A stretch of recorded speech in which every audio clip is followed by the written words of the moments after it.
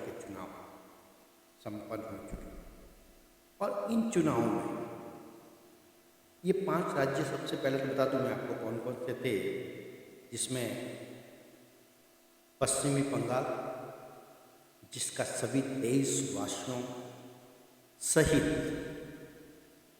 विश्व में इसका इंतजार किया जाए क्या होगा, क्या भाजपा इस बार कुछ कमाल कर पाएगी या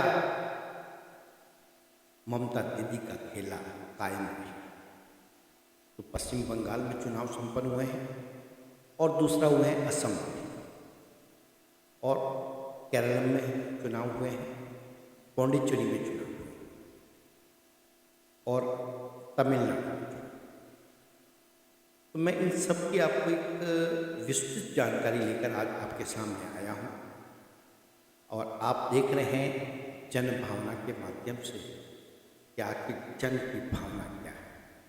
तो जन भावना में आज हमारा एक ये नया प्रयोग हम प्रारंभ कर रहे हैं, जिसमें इस चुनाव की खबर को लेकर, क्योंकि ये चुनाव बहुत महत्वपूर्ण चुनाव है देश में, और इस चुनाव को भारतीय जनता पार्टी के लिए बहुत महत्वपूर्ण है। आगे 2027 में उत्तर प्रदेश, पंजाब और अन्य राज्यों के चुनाव होने हैं, तो उसको लेकर बहुत महत्वपूर्ण चुनाव। तो बात करते हैं इन 5 राज्यों के चुनावों की। तो 5 राज्यों बता दूं मैं कि आपको असम के अंदर 126 टोटल विधानसभा सीटें हैं, जिसमें से जो लगभग एग्जिट पोल आया है उसके अनुसार भारतीय जनता पार्टी एनडीए गठबंधन लगभग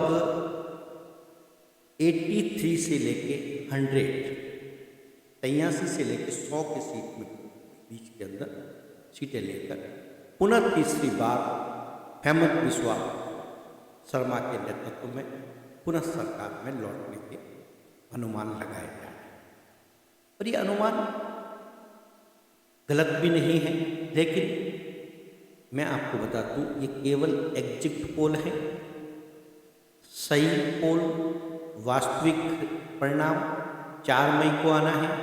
4 मई तक का इंतजार करना होगा हमें, लेकिन ये एक विस्तृत जानकारी और विस्तृत सर्वे द्वारा जो आयोजित किया जाता है एग्जिट पोल है। दूसरा है केरल। केरल की मैं बात करूं तो 140 सीटें हैं कुल विधानसभा। वहाँ पे यूडीएफ और एलडीएफ, कम्युनिस्ट और कांग्रेस वाला गठबंधन, इन दोनों में से नॉर्मली सरकारें हैं। भारतीय जनता पार्टी का यहाँ कोई ज़्यादा अस्तित्व नहीं है, लेकिन पहली बार आपको पता होगा अभी वहाँ के नगर निगम चुनावों में भारतीय जनता पार्टी ने पहली बार अपना मेयर चुनने में सफलता पाई। तो इस बार भारतीय जनता पार्टी भी वहाँ पे एक दल के रूप में बन चुका है। तो 140 सीटों में मैं आपको बताऊं तो लगभग इस बार जो लग रहा है कि यूडीएफ इस बार सत्ता में आ सकता है, कांग्रेस नहीं बन। लेकिन भारतीय जनता पार्टी के लिए खुशी की बात यह हो सकती है इस बार भारतीय जनता पार्टी का वोट प्रतिशत लगभग, जो हमें आंकड़े मिल रहे हैं उसके अनुसार मैं आपको बता रहा हूँ मित्रों, कि हो सकता है 15% से ऊपर और 20% भी पहुँच जाए तो कोई बड़ी बात नहीं। तो ये चुनाव भारतीय जनता पार्टी के लिए भी बहुत महत्वपूर्ण होने वाला है। केरल इसका पहले नाम था, उसके बाद इसमें केरलम बना दिया गया इसको। तो ये चुनाव भी बहुत महत्वपूर्ण है। तो इस बार क्या होता है, बाकी परिणाम 4। अब आते हैं तमिलनाडु। तमिलनाडु की बात करूं तो वहाँ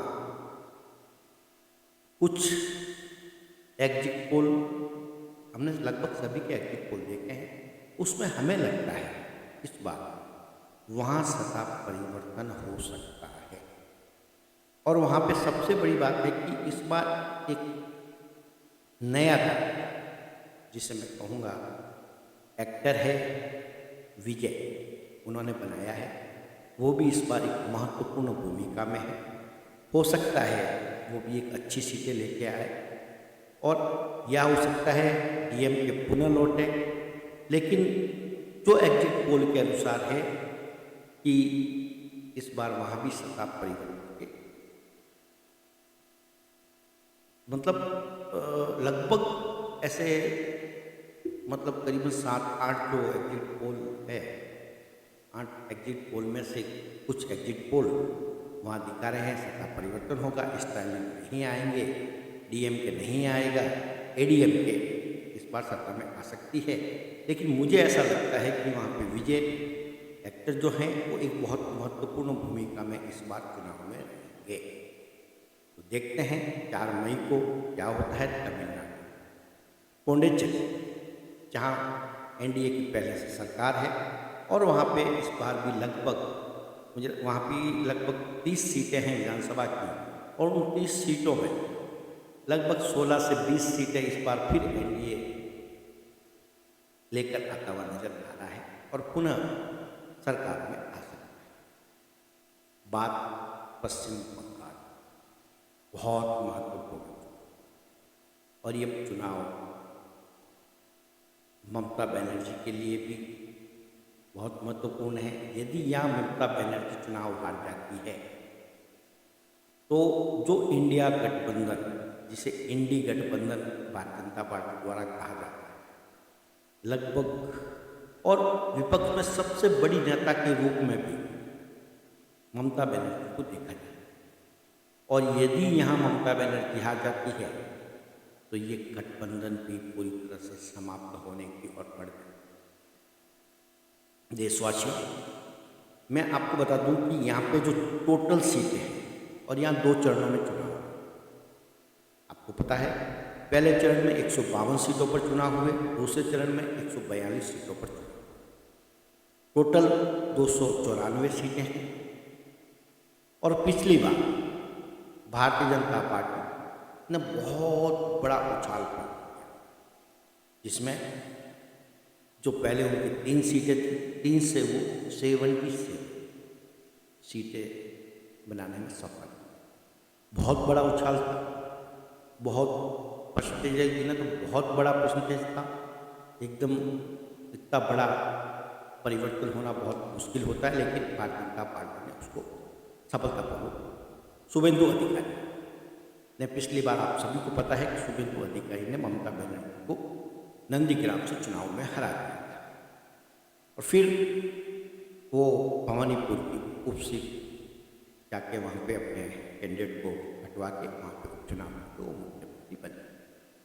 और इस बार एक सबसे बड़ी चीज़ है कि शुभेंदु अधिकारी नंदीपुर से चुनाव लड़ ही रहे हैं, लेकिन वो ममता बनर्जी के सामने भवानीपुर में भी ताल ठोक रहे हैं। क्या होगा भवानीपुर का ये भी देखना होगा, लेकिन वो ताल ठोक रहे हैं और बहुत जोर जबरदस्ती की ताल है उनकी। अब गणित में देखा जाए तो मैं आपको बता दूं भवानीपुर के बारे में। भवानीपुर में बहुत बाहरी लोग, प्रवासी लोग जिसे कहेंगे, महाराष्ट्र के बहुत हैं, राजस्थान के भी हैं, और अन्य प्रदेशों को भी, और लगभग वहाँ पे मेरा जो हमने जो अनुमान लगाया है उसमें लगभग 28 से 30 हज़ार लोग जो कि प्रवासी प्रदेशी हैं, जो अन्य राज्यों से आकर वहाँ व्यापार करते हैं या अपने अन्य कार्यों में लगे हैं। तो वो बहुत महत्वपूर्ण होने वाला है। इसमें महाराष्ट्र के मुख्यमंत्री देवेंद्र फडणवीस ने भी जाकर वहाँ जबरदस्त रूप से प्रचार किया है। राजस्थान के मुख्यमंत्री भी गए हैं, भजन लाल जी, और भी अन्य नेताएं बहुत प्रभावी ढंग से उन्होंने वहाँ पे चुनाव प्रचार किया है। और यदि ममता बनर्जी यहाँ चुनाव हार जाती है तो ये ऐतिहासिक चुनाव दिल्ली की तरह अरविंद केजरीवाल वाली हालत ममता बनर्जी होने वाली। देशवासियों, ये चुनाव बहुत बड़ा, और एग्जिट पोल के अनुसार और जिस तरह आपने देखा होगा कि पहले अमित शाह ने एक पहले चरण के बाद एक प्रेस कॉन्फ्रेंस की थी, उसमें स्पष्ट रूप से उन्होंने कहा था कि हम 110 सीटें पहले चरण में लेकर आ रहे हैं।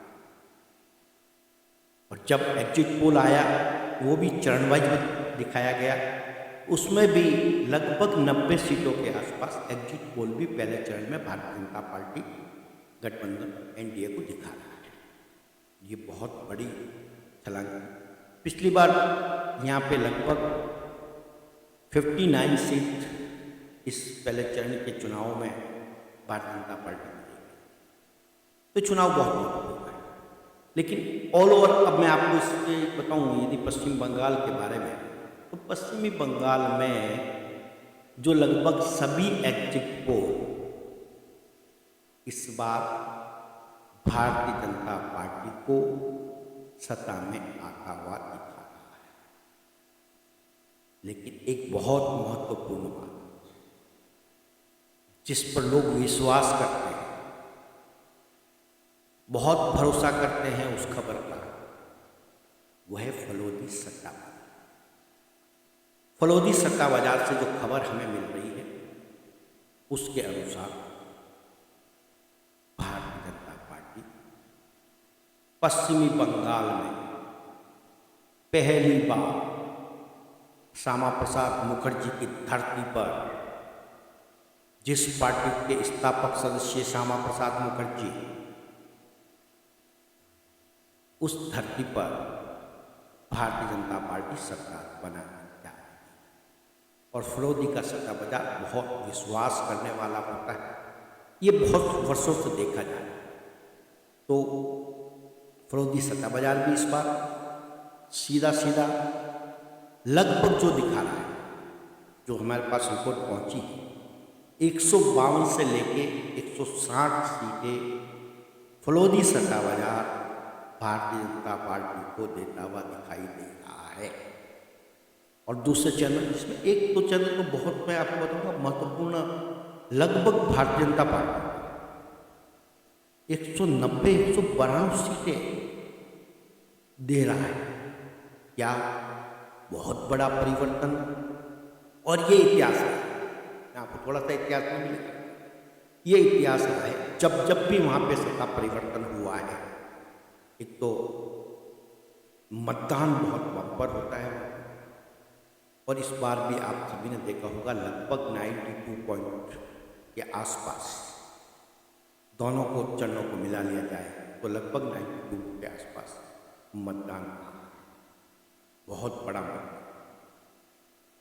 और पहले भी वामपंथी को जब ममता सरकार ने हटाया, इसी तरह से बम्पर मतदान हुआ था, वामपंथी को हटाकर ममता ने राज कायम किया। इस बार लगता है ऐसा ही, और ये मतदान संकेत दे रहा है। और जिस तरह से पश्चिम बंगाल में पिछले चुनाव में हिंसा, भय का वातावरण इस बार नहीं दिखाई, क्योंकि चुनाव आयोग और गृह मंत्रालय जिस तरह से फोर्स का इंतजाम किया, निश्चित तौर पर ये पश्चिम बंगाल के लिए, पश्चिम बंगाल के वोटरों के लिए बहुत अच्छी बात थी। भयमुक्त चुनाव संपन्न हुए हैं। तो देखना होगा, आखिरी फैसला तो 4 मई को आना है। इंतजार करते हैं 4 मई का। देखते रहिए जन भावना। और ये हमारा चैनल अब आप सब्सक्राइब कर लें। हम आपको और कुछ नया लेकर आने वाले हैं। जल्द ही हम आपके साथ मिलते रहेंगे। तो सब्सक्राइब जरूर कर लें और इसको शेयर भी करें। और आप क्या खबर चाहते हैं कमेंट में हमें जरूर दें, उस खबर को लेकर हम आप तक पहुँचेंगे। जय हिंद, जय भारत, वंदे मातरम।